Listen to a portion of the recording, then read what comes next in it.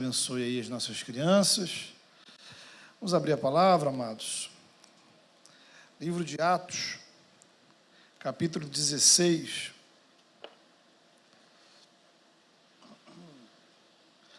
Atos, capítulo 16. Nós vamos fazer a leitura a partir do versículo 27.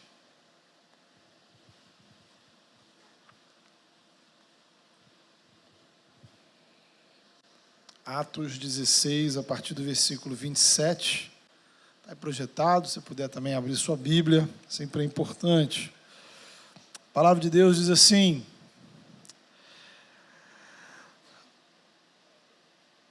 o carcereiro acordou e, vendo abertas as portas da prisão, desembanhou a sua espada para se matar, porque pensava que os prisioneiros tivessem fugido.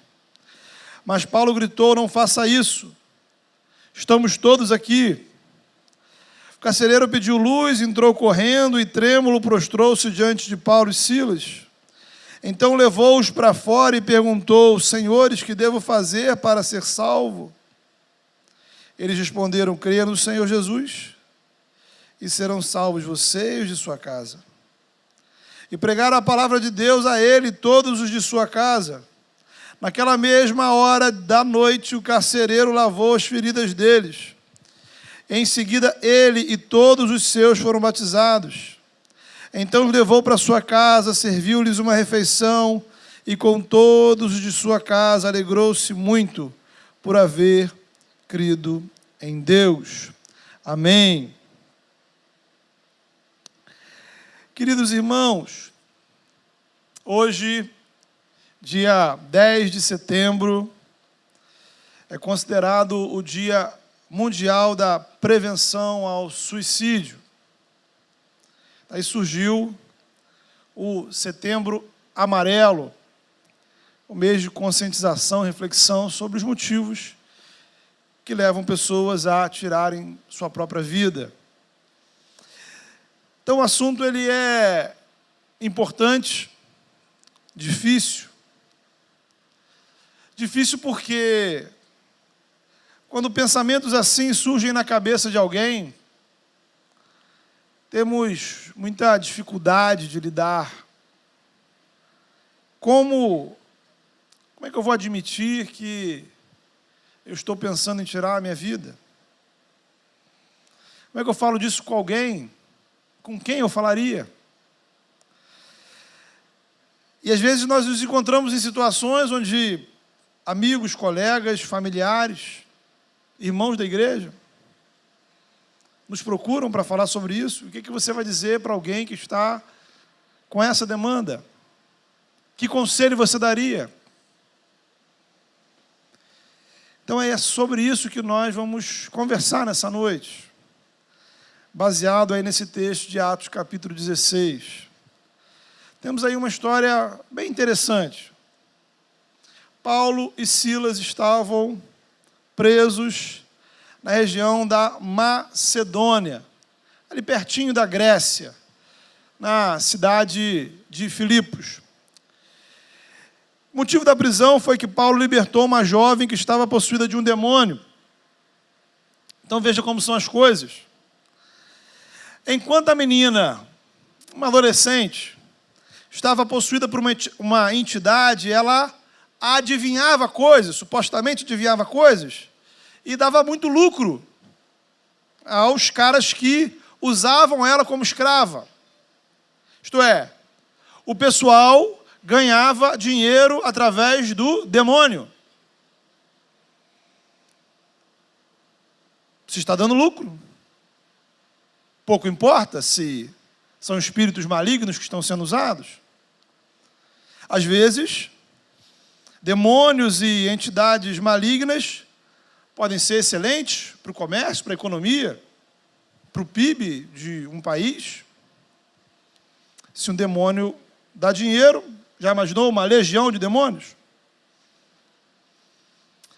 Então, não é o nosso assunto principal, mas é importante a gente notar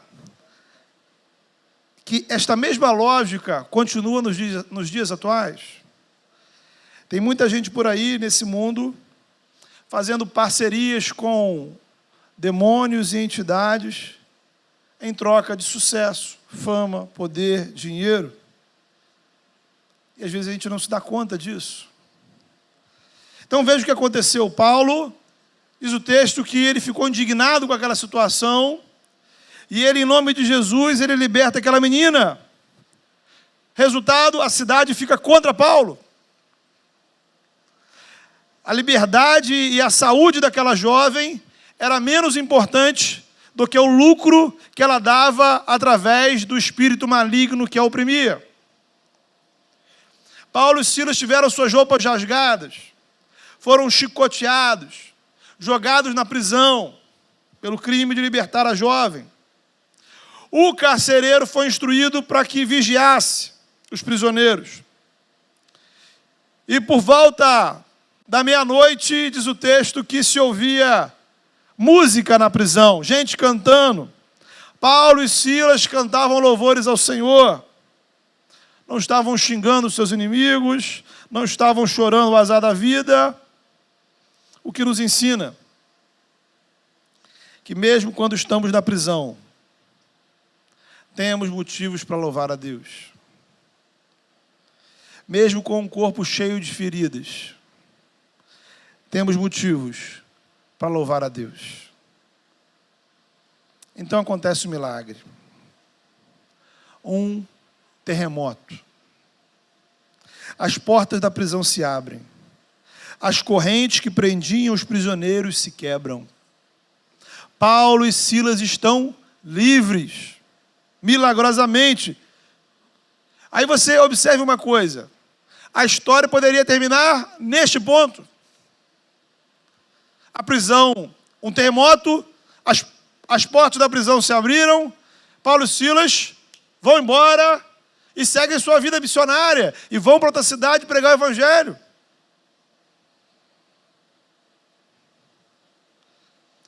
Estaríamos pregando sobre a providência de Deus, sobre o amor de Deus, um Deus que intervém na história em favor do seu povo. Cadeias não impedem o poder de Jesus. Jesus cuida dos seus servos, aleluia. Porém, a gente vê que a história continua. E o autor de Atos, ele nos chama a atenção para um outro personagem. Nós não sabemos o nome dele. Apenas que ele era carcereiro. Isto é, ele era responsável pela prisão de Paulo e Silas. Onde estavam Paulo e Silas? O homem estava dormindo. Acordou com a confusão. Ele olha, vê as portas abertas. Não viu os prisioneiros. Conclusão óbvia, eles fugiram? Fugiram. Certamente aquele homem passou alguns segundos, minutos, pensando nas consequências daquilo tudo.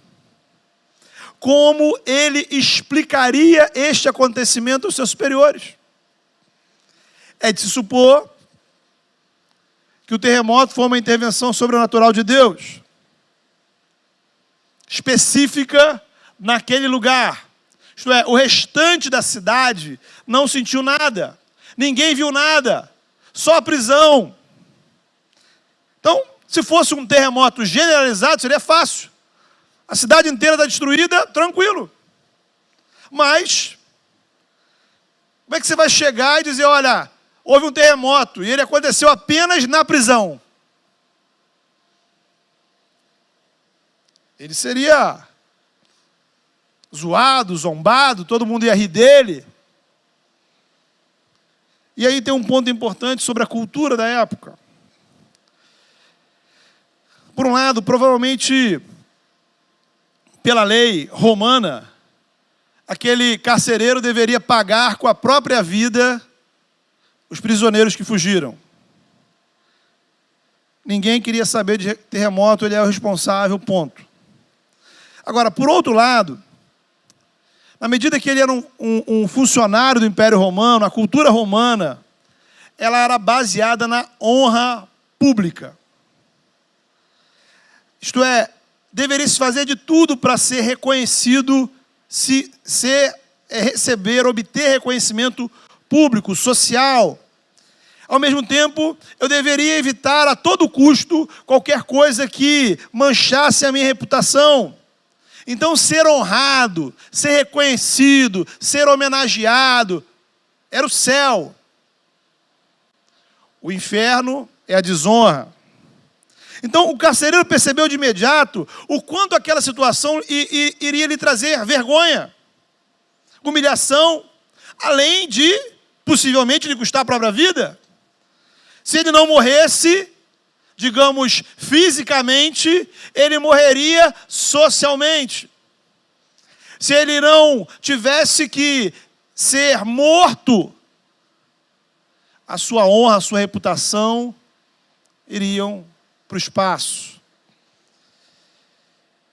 Então ele pensa em tudo isso, no constrangimento que a sua família, seus filhos, parentes iriam passar, o somatório de todos esses pensamentos, uma vergonha absurda, uma ansiedade absurda.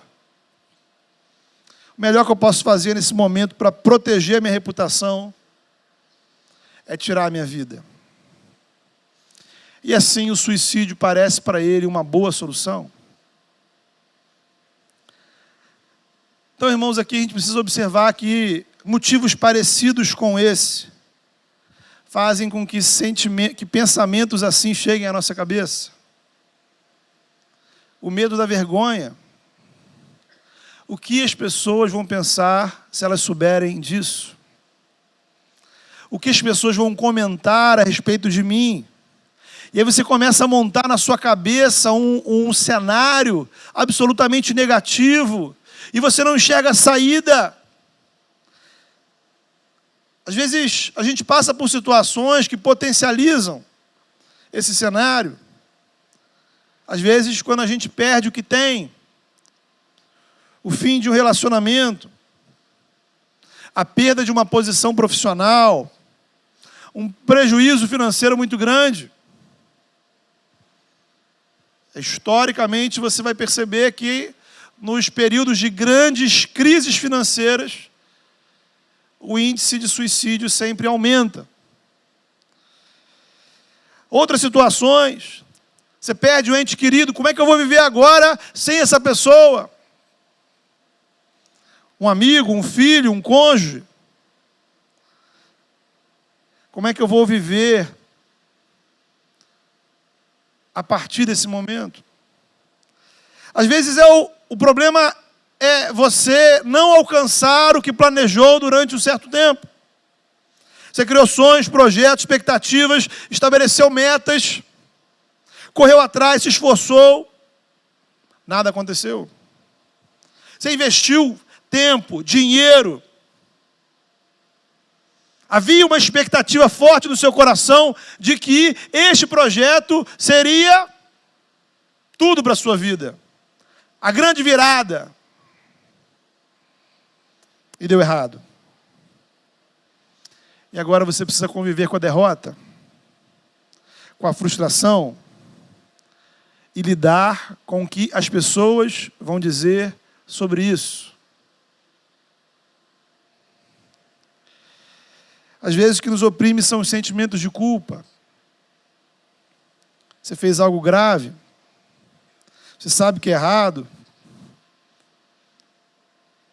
mas você tem medo das consequências. Você tem medo das críticas. A sua frustração com você mesmo, ela é enorme. Então, queridos, são situações como essa, e a gente poderia listar aqui várias, mas eu fiz esse apanhado para a gente perceber situações que são corriqueiras para todos nós. Nenhum de nós está imune a passar por alguma coisa parecida a essas. E estes problemas específicos, eles nos arrastam para um cenário de ansiedade, de sofrimento, você não vê saída. Às vezes, irmãos, a coisa ainda é mais complexa, porque às vezes não há uma situação objetiva, não há uma relação de causa e efeito. De repente, uma angústia toma conta do seu coração e você pergunta bem, de onde vem essa angústia? Sabe? Uma tristeza que não possui uma explicação razoável. E aquilo vai doendo, vai doendo, vai doendo, vai doendo, vai doendo, vai doendo. Às vezes são coisas que têm a ver com o nosso corpo, a nossa mente. Desequilíbrios no funcionamento do nosso corpo. Questões bioquímicas, hormonais, emocionais, psicológicas, psiquiátricas, que nos levam a pensamentos de morte. E aí a gente está em situação onde a gente literalmente está fora do nosso juízo perfeito. Você precisa de apoio médico, remédio, tratamento. Então, queridos, eu queria chegar nesse ponto da mensagem para deixar muito claro o seguinte: nenhum de nós está livre de ter pensamentos de suicídio. Nenhum de nós está livre de ter algum tipo de pensamento relacionado à morte. Por quê? Porque nenhum de nós neste mundo está livre de passar por problemas críticos, inesperados, que nos desestabilizam. Nenhum de nós, cristãos ou não, estamos livres de adoecer emocionalmente e mentalmente. Nenhum cristão está, por exemplo, imune à depressão, a transtornos de ansiedade, burnout, coisas semelhantes. Pensamentos de suicídio não têm necessariamente a ver com a condição espiritual da pessoa. Ter uma boa teologia não impede que pensamentos ruins invadam a minha mente. Estar envolvido na igreja não impede que emoções negativas, de repente, tomem conta da minha alma. Ora, vejamos o exemplo do profeta Elias. Servo de Deus usado poderosamente pelo Senhor para enfrentar os profetas de Baal. Fugiu para o deserto com medo da rainha Jezabel. O medo, o cansaço, a angústia tomam conta dele ao ponto dele pedir para Deus: Senhor, toma minha vida, eu não quero mais viver. Eu quero morrer. Ele não tirou a própria vida, mas perdeu o ânimo de viver. E enxergou a morte como uma saída. A mesma coisa a gente vai encontrar no profeta Jonas. Depois de passar por tudo aquilo, olha bem, né? Fugiu do Senhor, teve a tempestade, foi para o peixe, saiu do peixe, pregou, as pessoas converteram, se arrependeram. Lá no finalzinho do livro, por causa de uma árvore, uma irritação medíocre, ele diz: tira a minha vida, porque para mim é melhor morrer do que viver. Elias era crente, Jonas era crente, não estavam desviados, não estavam em pecado, eram homens tementes a Deus. Apesar disso, o desejo de morte dominou o coração deles. Alguns anos, irmãos, nós começamos a ouvir falar com mais frequência do caso de pastores que praticaram suicídio. Veja, pessoas que dedicaram boa parte de suas vidas ao cuidado de outras vidas. Homens que abriram mão de muitas coisas para cuidar de ovelhas. Mas, em algum momento da sua caminhada, não conseguiram administrar e suportar as pressões, as dores que traziam dentro da alma. Me lembro especificamente de um autor cujo livro eu consultei exatamente no processo aqui do início da igreja, da nossa igreja. Um pastor, plantador de igrejas, um um líder importante no cenário evangélico dos Estados Unidos. O livro dele me abençoou, me inspirou, e ele tirou a sua própria vida com um tiro.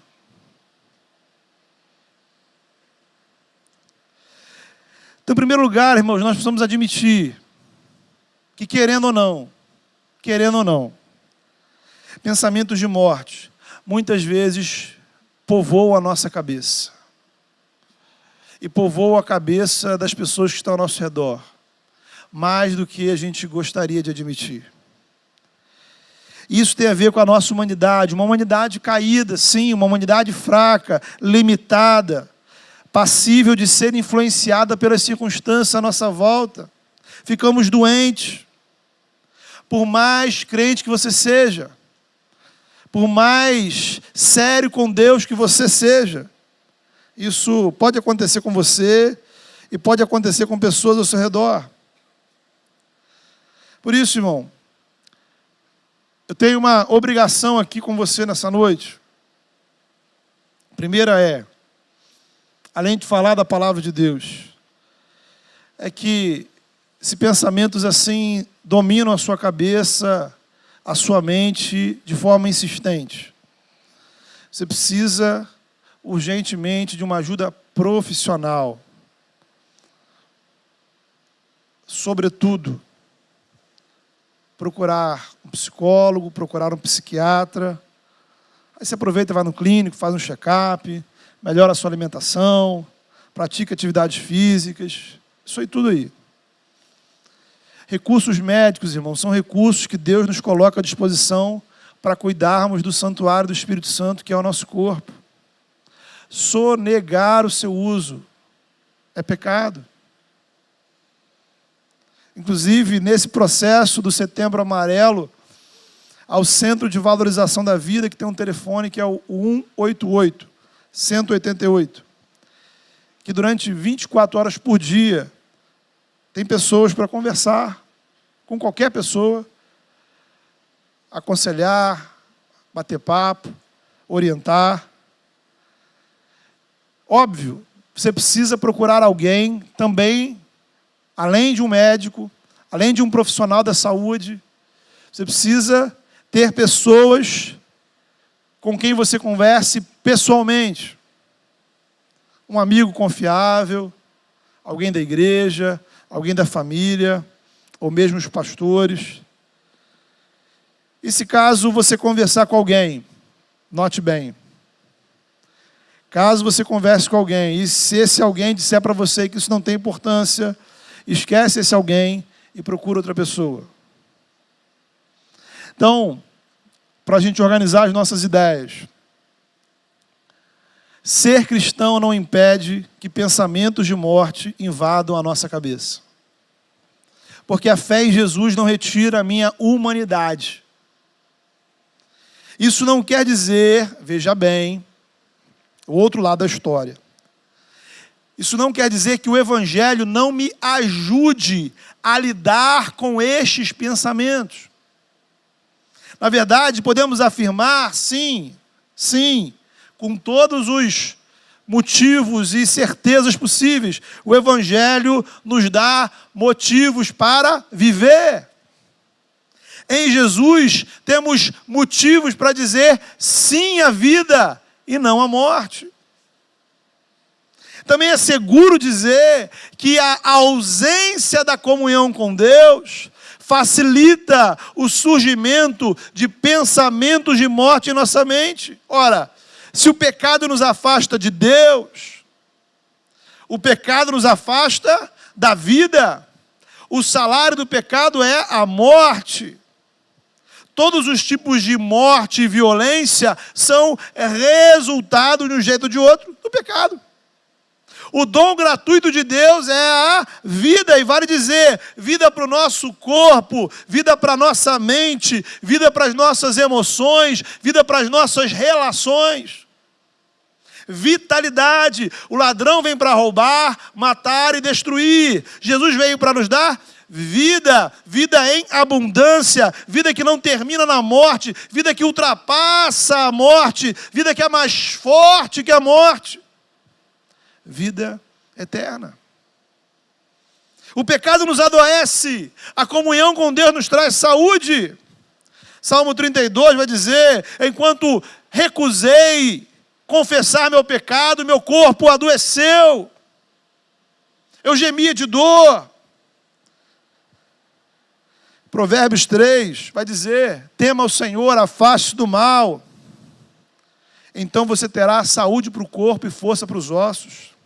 Então, no Evangelho nós encontramos forças espirituais para enfrentar pensamentos, sentimentos e circunstâncias que podem nos levar ao suicídio. Isso nos faz olhar agora para outra parte do texto. Então, retomando a história, lembra lá, houve o terremoto, as prisões se abriram, o carcereiro olha para aquilo tudo, não vê os prisioneiros, e ele começa a pensar em como é que ele daria conta disso no dia seguinte. Então ele, tomado por medo, vergonha, culpa, desesperado, ele pega a espada para tirar a sua própria vida. Nesta hora, Paulo grita: pare, pare, pare, pare, nós estamos aqui, não faça isso, nós não fugimos. Aí, meu irmão, minha irmã, eu pergunto para você, agora você precisa ser sincero. Sincero, hein? O que você faria no lugar de Paulo e Silas? Irmãos, eu acho que muitos crentes agiriam diferente. Tem para mim que uns diriam assim: são sem vergonha, tem que morrer mesmo. Não passa de um ajudante desse governo satânico do Império Romano. É menos um corrupto apoiador desse sistema. Melhor morrer. Outro diriam: está vendo? Olha o que acontece com quem prejudica os servos de Deus. É vingança do Senhor. Mexeu com crente, dá nisso. Pastor, está vendo? O problema é dele, eu não estou fazendo nada. Ele quis se matar. O problema é dele. Tem nada a ver com isso. Talvez foi até providência divina. Eu estou indo contra os propósitos de Deus. Deus está me libertando e eu estou impedindo essa libertação. Não podemos recusar a bênção do Senhor. Agora eu vou cuidar da minha vida, da minha família, da igreja. Só que o Evangelho, irmãos. O Evangelho, irmãos. O Evangelho. O Evangelho, ele pega todos esses pensamentos aí seu aí, amassa e joga fora.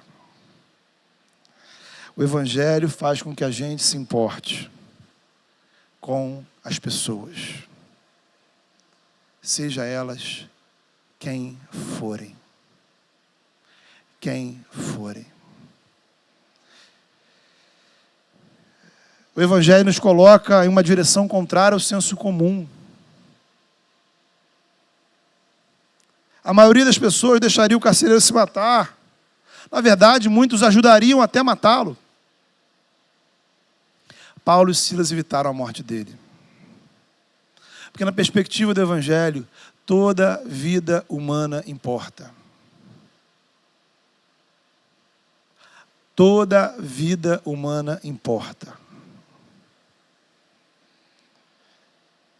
Poderia ser muito bem um dos lemas aí da campanha do Setembro Amarelo, né? Só que aí há um detalhe interessante nessa reflexão. Porque embora a sociedade faça um esforço, e eu diria um esforço sincero, nessa reflexão, somente o Evangelho nos dá motivos reais e concretos para se importar com toda a vida humana. Porque, vamos e venhamos, tem os seres humanos que são bastante difíceis, não é verdade? Inclusive você, por exemplo, né? Gente complicada, né? Você está rindo, então, é porque é difícil te aturar, meu irmão. Sabe? Aturar você, meu irmão, ó. Mas, por incrível que pareça, tem gente pior que você.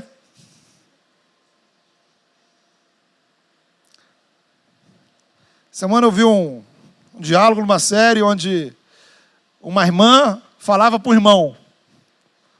Assim, não, eu não vim te visitar porque eu achava que você era ruim. Mas eu conheci gente ruim.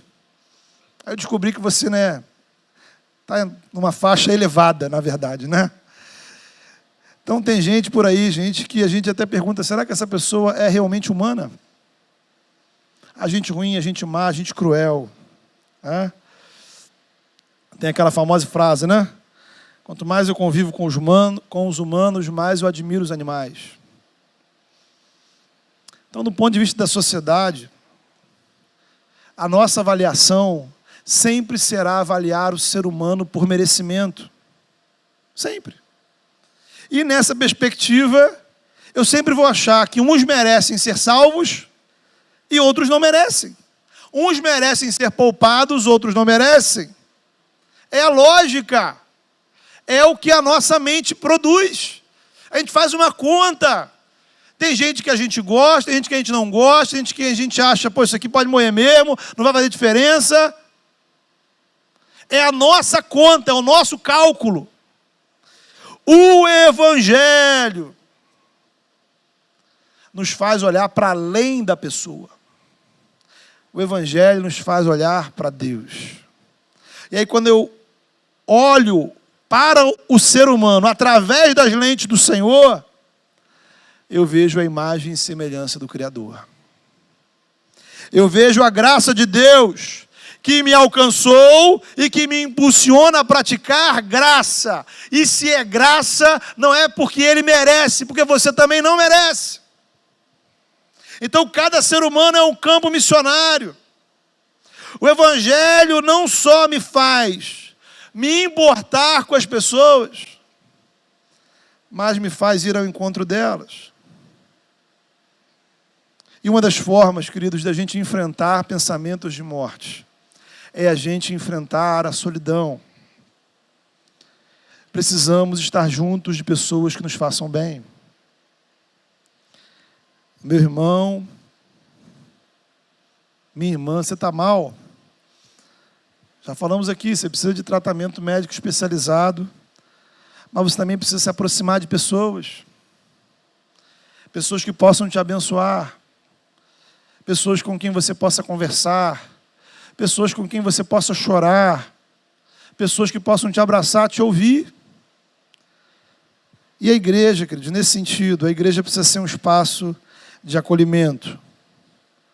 Sabe, nós não podemos garantir que alguém que vai entrar por essas portas, alguém que assiste a nossa transmissão, vai se converter. Não tem como garantir isso. Isso é obra do Espírito Santo. Mas podemos garantir que ninguém na igreja se sinta sozinho ou abandonado. Aí eu quero falar uma coisa agora com você que é membro da nossa igreja, né? Então, você que é visitante, né? Você que não foi recebido ainda, você que não é membro, né? Ou que está aqui ou está em casa, desconsidere essa parte, né? Então, meu irmão, minha irmã, vamos ter uma conversa aqui, né? Só nós dois. Todas as atividades, encontros, reuniões da igreja são espaço de missão, espaço missionário. E na missão, irmãos, o nosso foco é atenção ao que ainda não é da igreja. É quem está precisando de ajuda. Você tem amigos na igreja? Louvado seja Deus por isso, sabe? Sabe quando você vai conversar com eles? Durante a semana.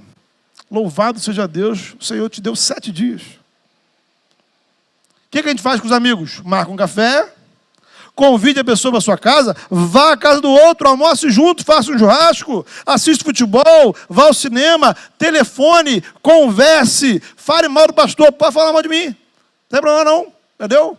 Só não me avisa que falou mal de mim, entendeu? Que aí eu fico triste, né? Mas você fala mal de mim sem falar que está falando mal de mim. Nem deixa que ninguém conte também, né? Porque pode dar ruim aí, né? Então você fala o que você quiser. Aliás, eu fico muito feliz quando, durante a semana, as pessoas falam: pastor, encontrei com o cicrano, pastor, a gente foi tomar um café junto, pastor, fulano foi na minha casa.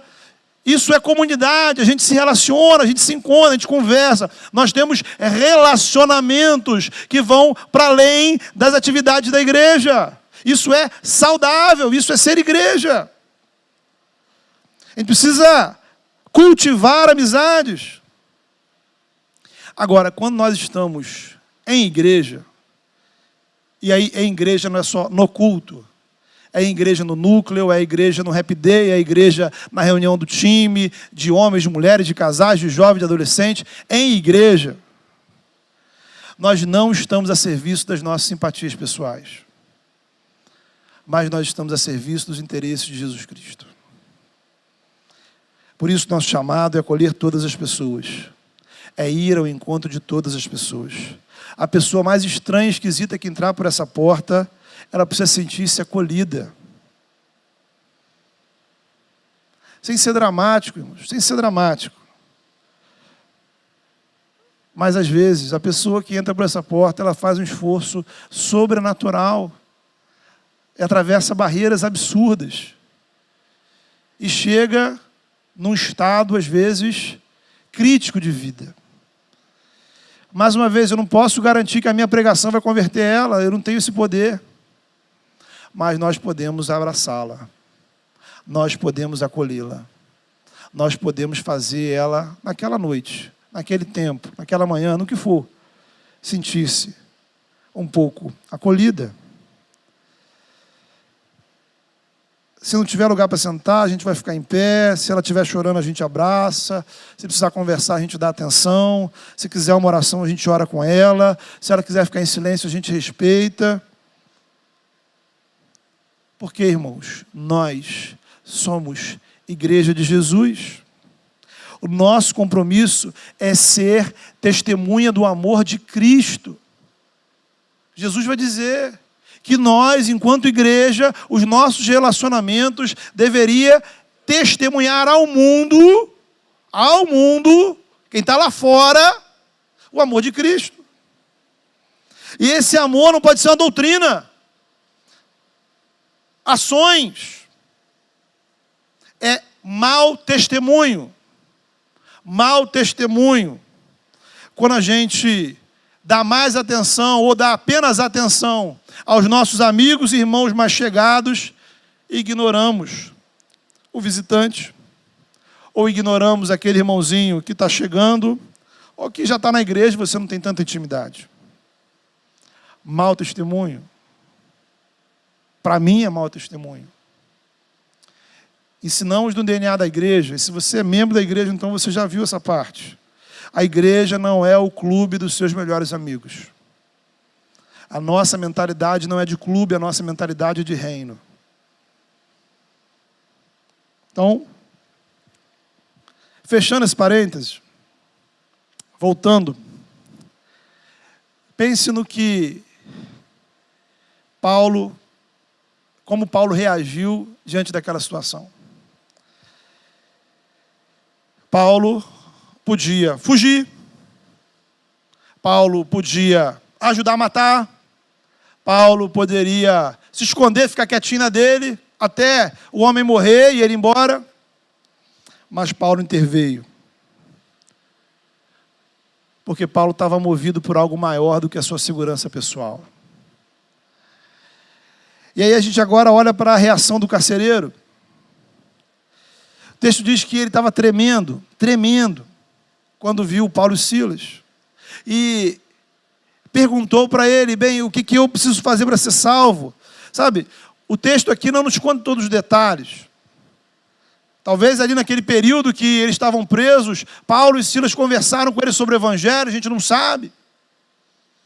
Dá para saber o quanto aquele homem conhecia da palavra de Deus, de Jesus Cristo. O lance é, o carcereiro estava interessado na salvação. Talvez por uma questão de emoção mesmo, adrenalina, confuso. Ele queria uma saída. Talvez ele não estava pensando, e para mim, pessoalmente, não me parece que ele estava procurando um relacionamento com Deus. Ele queria uma solução para a sua vida que naquele momento parecia não ter saída.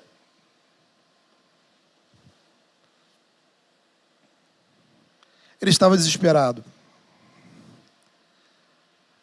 Como talvez alguns de nós estejamos, como talvez algumas pessoas ao nosso redor estejam. Olha que coisa. O Evangelho é salvação e esperança. Inclusive para aqueles que não entendem a salvação e o Evangelho, e a salvação e a esperança que Jesus nos oferece. O Evangelho nos oferece salvação não só espiritual, não apenas para a nossa alma, não apenas para o pecado, mas para todas as frustrações da vida. Ora, Jesus é o verdadeiro Salvador para a sua vida. Quando a sua vida sentimental dá errado, quando a sua vida financeira entra em colapso, quando você é reprovado, quando seus negócios caem em falência, quando você perde familiares, amigos, quando você perde a saúde, quando você perde a reputação, quando falam mal de você, Jesus, para todas essas situações, é Salvador, único Salvador. Porém, não se iluda. Falsos salvadores se apresentarão para você. Quem sabe a saída não seja um novo estilo de vida, um novo relacionamento, uma nova forma de sexualidade, talvez um esquema financeiro revolucionário, talvez remédios, drogas, vícios, prazeres ilícitos para tentar atenuar a dor, mas coisas que somente vão te enganando e aumentando a culpa. Um abismo chama outro abismo. Você precisa de Jesus. Por quê? Porque no Evangelho nós somos aceitos e acolhidos, apesar dos nossos erros, apesar dos nossos traumas, apesar das nossas frustrações. Sabe? Ele promete estar conosco, mesmo se todos nos abandonarem. Ele nos abençoará, mesmo quando não tivermos nada para dar em troca. Ele te dará lugar no reino dele, no corpo de Cristo, mesmo que você não mereça. Ele te surpreenderá com coisas novas e inimagináveis, porque Ele é amor. Em Cristo, culpados encontram perdão. Em Cristo, derrotados encontram recomeço. Doentes encontram remédio para sua dor e motivos para cuidarem da saúde. Em Cristo, cansados encontram descanso e motivos para descansar. Em Cristo, desesperados encontram motivo para viver além das tragédias. Em Cristo, enlutados encontram paz. Viktor Frankl, um autor que sobreviveu aos campos de concentração, ele descreve que talvez um dos únicos motivos que faziam pessoas sobreviverem com sanidade mental a um campo de concentração, acordar toda manhã e lutar para viver num ambiente caótico, onde para a maioria das pessoas a morte era a melhor solução. Um dos únicos motivos é a esperança de que existia um propósito na vida para além daquele lugar. A vida tinha um significado para além da maldade que o ser humano pode realizar. O Evangelho justamente nos dá este propósito. O Evangelho nos dá este significado. Não importa a tragédia que você enfrentar. O Evangelho é poderoso. E para fechar, o Evangelho é poderoso para mudar relações.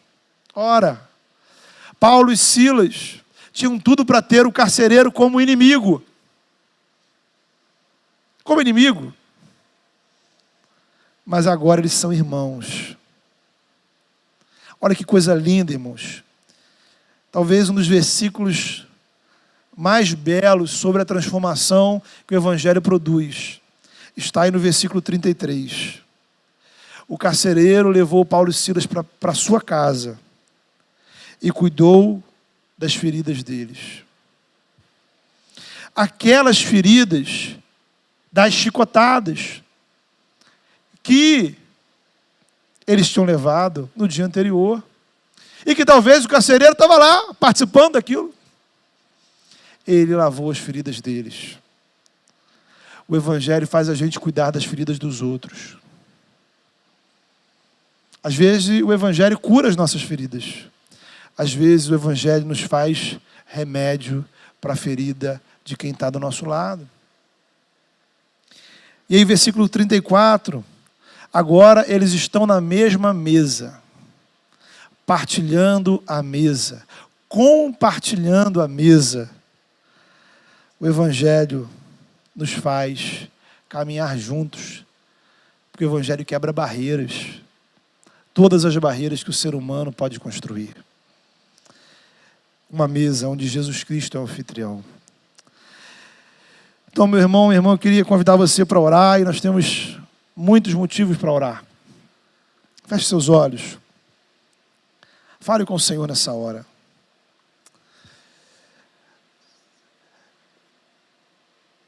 Há questões da sua alma, da sua intimidade, medos, problemas, frustrações.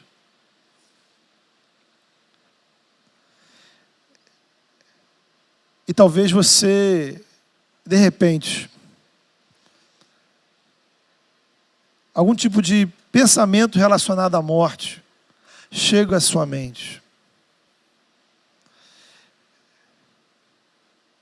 E é difícil lidar com isso.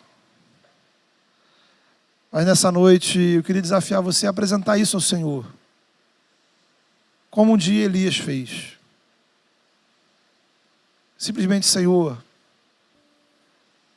honestamente, eu perdi a alegria de viver.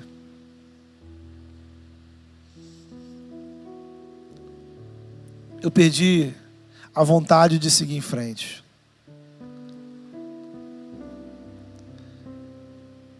Apresente as feridas da sua alma ao Senhor.